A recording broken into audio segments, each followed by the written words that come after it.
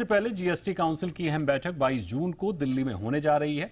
Council का मुख्य मुद्दा कारोबारियों का कंप्लायंस रहने वाला है। इसके अलावा इन्वर्टेड ड्यूटी स्ट्रक्चर की दिक्कतों को दूर करने पर भी चर्चा होगी। बैठक के एजेंडे के साथ जुड़ रहे हैं हमारे सहयोगी तरुण शर्मा। बताइए तरुण।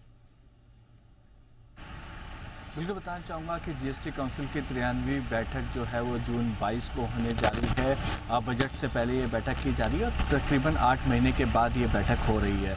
और इस बैठक में मुख्यतः जो यदि हम कल की जब फाइनेंस मिनिस्टर निर्मला सीतारमन ने चार्ज लिया था फाइनेंस मिनिस्ट्री और कॉर्पोरेट अफेयर्स मिनिस्ट्री का, उसके बाद की जो प्रेस रिलीज़ को देखें तो उसी दौर में आगे जीएसटी काउंसिल की मीटिंग होगी। ईज़ ऑफ लिविंग पे फोकस रहेगा। तो जो कारोबारियों को जो जीएसटी कंप्लायंसेस हैं उनमें कहीं ना कहीं राहत मिलती हुई यहाँ पे दिखाई देगी।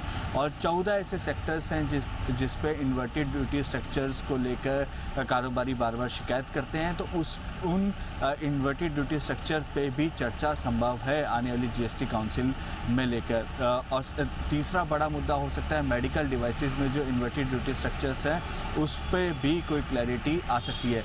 इसके साथ साथ फॉरेन एयरलाइंस और जो फॉरेन शिपिंग लाइंस कंपनीज़ हैं उन पर भी एक क्लैरिफिकेशन यहाँ पर जीएसटी काउंसिल में लाया जा सकता है, क्योंकि पिछले कई समय में डीजीजीआई ने फॉरेन एयरलाइंस और फॉरेन शिपिंग कंपनीज़ के खिलाफ नोटिस इशू किए थे, क्योंकि वो यहाँ पर अपना कारोबार कर रही हैं लेकिन जीएसटी पे नहीं कर रही हैं। हालांकि कंपनीज़ ने जीएसटी पे कर दिया है, लेकिन एक क्लैरिफिकेशन यहाँ पर जीएसटी काउंसिल की तरफ से देखा जा सकता है। इसके साथ साथ जो पांचवा बड़ा मुद्दा हो सकता है वो है स्क्रैप को लेकर। मेटल स्क्रैप को लेकर काफ़ी लंबे समय से बातचीत चल रही है। मेटल स्क्रैप के लिए एक कमेटी भी बनाई गई थी। उस कमेटी की रिकमेंडेशन को भी हो सकता है कि जीएसटी काउंसिल के सामने रखा जाए और या तो रेट कम कर दिया जाए मेटल स्क्रैप को लेकर, या कोई और मेथड जिससे जो उनकी डिमांड है कि यदि हम किसी